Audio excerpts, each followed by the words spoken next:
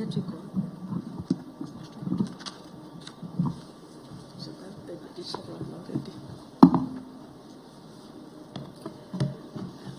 The Honorable the Chief Justice of the Republic of Kenya and the President of the Supreme Court, the Honorable Chief Justices Emeritus, Your Excellency Prime Cabinet Secretary, the Deputy Speaker of the National Assembly,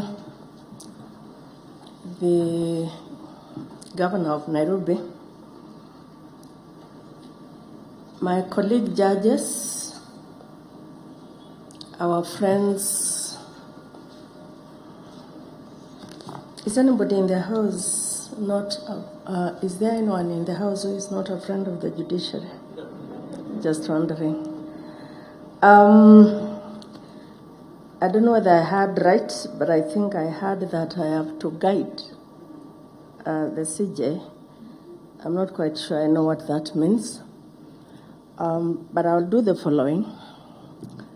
I will speak on the day that I think, and I have said before, outside of the days that we make judgments, this is the most important day of the judiciary, where we come to return to Kenya and to her people an account of what we have done in the preceding 364 days.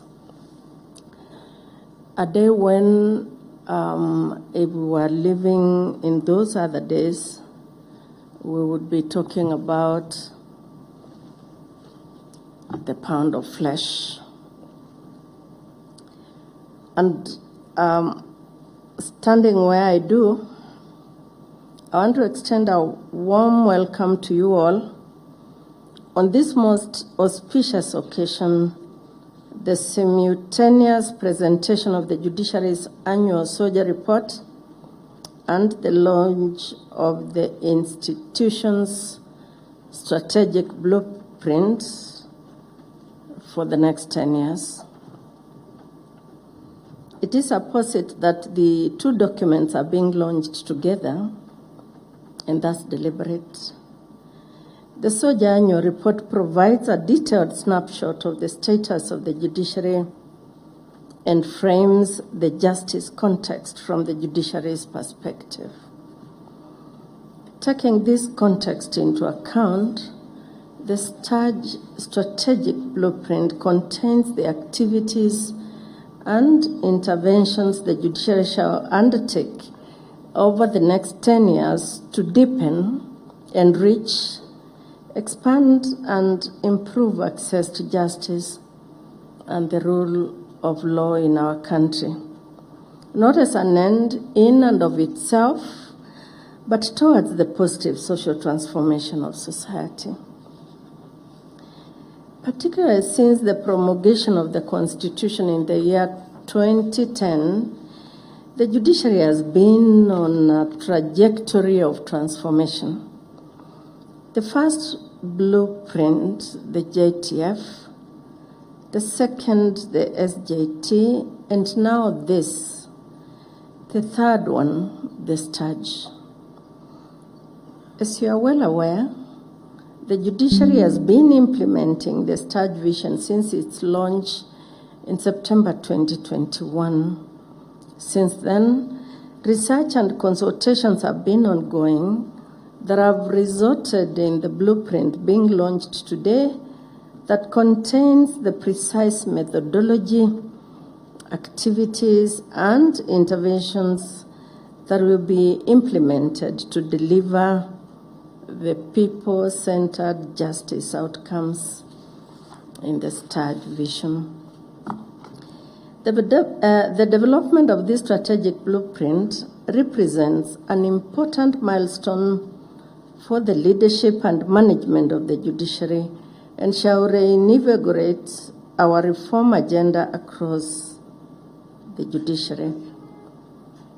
The product of a highly collaborative and consultative process The START blueprint provides the foundation upon which we shall all endeavor to fulfill our constitutional responsibility and covenant with the people of Kenya for an independent institution of excellence in the delivery of justice for all. The people-centered justice approach under START is truly groundbreaking. It represents a recalibration of both our ethos and the practice of justice. Whilst we have been engaged in practices that might have been people-centered,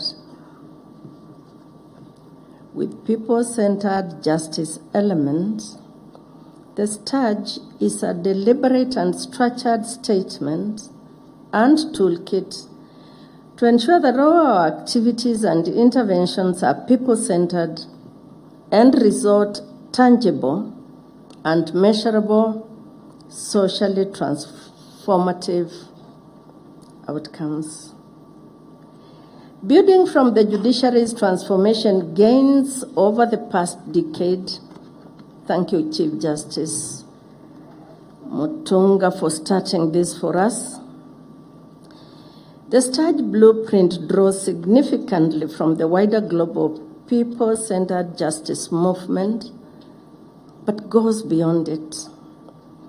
To mention a few, there are exciting ideas and proposals on the roles of judges, judicial officers, and the judiciary, on agency, and the justice assets and capabilities and capacities of all justice actors, including individuals and communities, and on implications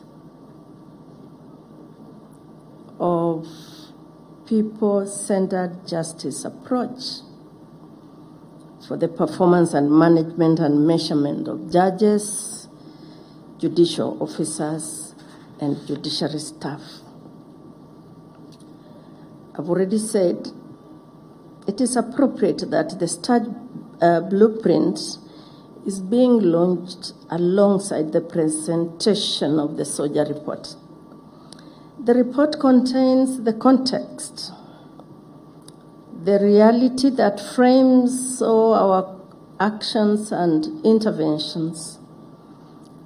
We are thus acutely cognizant of our shortcomings and our capacity vis-a-vis the expectations of Kenyans for a judiciary that facilitates and supports the aspirations of all Kenyans for an equitable, peaceful, prosperous, constitutional democracy based on the essential values of human rights, equality, freedom, social justice, and of course the rule of law. How we maximize our strengths, exploit existing and potential opportunities, address our challenges and weaknesses, and importantly, ensure resilience and sustainability are all inside the START blueprint. I appreciate the valuable effort and input into this blueprint from your colleague judges, judicial officers, and our staff across the institution, as well as from our justice system partners and stakeholders, institutional and non-institutional. As I conclude, allow me to emphasize that at the heart of the two documents unveiled here today is one solemn prerogative: accountability to the sovereign in the exercise of judicial authority.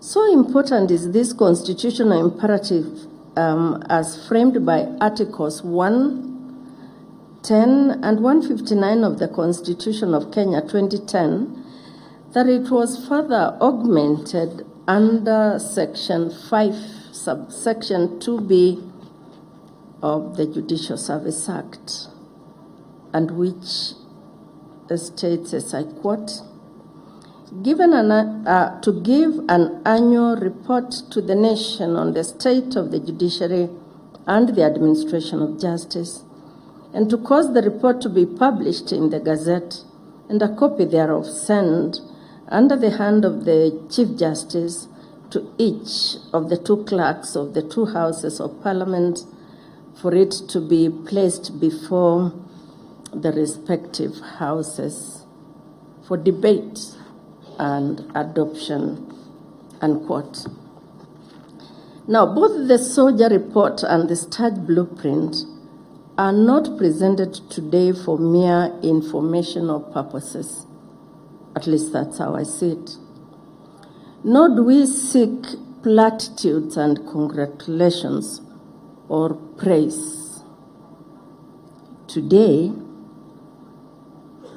we undertake a solemn exercise, not one to be answered with praise and worship, but one that must give critical and constructive dialogue involving all stakeholders on the form and substance of justice provision in this our beloved country. Practical and productive feedback on how we can co-produce impactful and sustainable interventions that result in tangible justice dividends for the people that we serve, for the people whose authority we exercise. We have the situational analysis as presented in the soldier report. We have our toolkit and transformation proposals as presented in the stage blueprint, and we must now begin meaningful engagement towards improving provision of justice for all Kenyans. It is not a praise and worship occasion. And with those very many remarks, I would ask those of us in the judiciary to do the right thing, because it is the right thing to do the right thing. And with those many remarks, the Honorable the Chief Justice and the friends of the judiciary here present, allow me to do what I consider to be a function of this office that I hold, which is to occasionally invite the Honorable the Chief Justice to talk to us, and particularly today, the Honorable the Chief Justice of the Republic of Kenya,